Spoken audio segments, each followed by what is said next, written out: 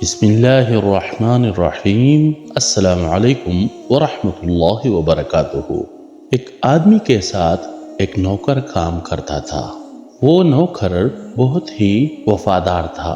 ایک دن وہ کام پر نہ آیا تو اس کے مالک نے سوچا کہ مجھے اس کی تنخواہ میں کچھ اضافہ کر دینا چاہیے تاکہ وہ اور دلجمی سے کام کرے اور آئندہ غائب نہ ہو۔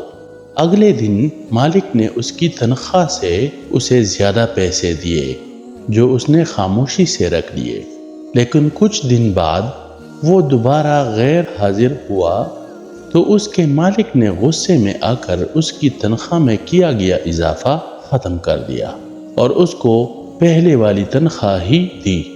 نوکر نے اب بھی خاموشی اختیار کی تو مالک نے کہا کہ آخر کیا بات ہے، جب میں نے اضافہ کیا تو تم خاموش رہے اور اب جب کمی کی تو پھر بھی خاموش رہے، کیوں؟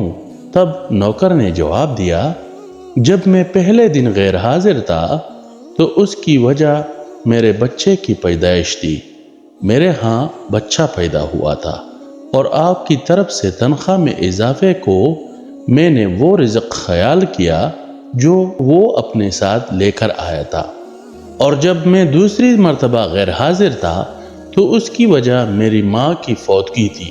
وہ اس دار پانی سے رخصت ہو چکی ہے اور آپ کی طرف سے تنخواہ میں کمی کو میں نے وہ رزق خیال کیا جو وہ اپنے ساتھ واپس لے گئی۔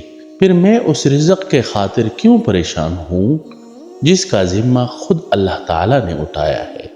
اس کہانی سے ہمیں یہ سبق ملتا ہے کہ ہمیں بھی اللہ تعالیٰ سے امید رکھنی چاہیے اور اللہ کے سوا کسی اور سے امید نہیں رکھنی چاہیے۔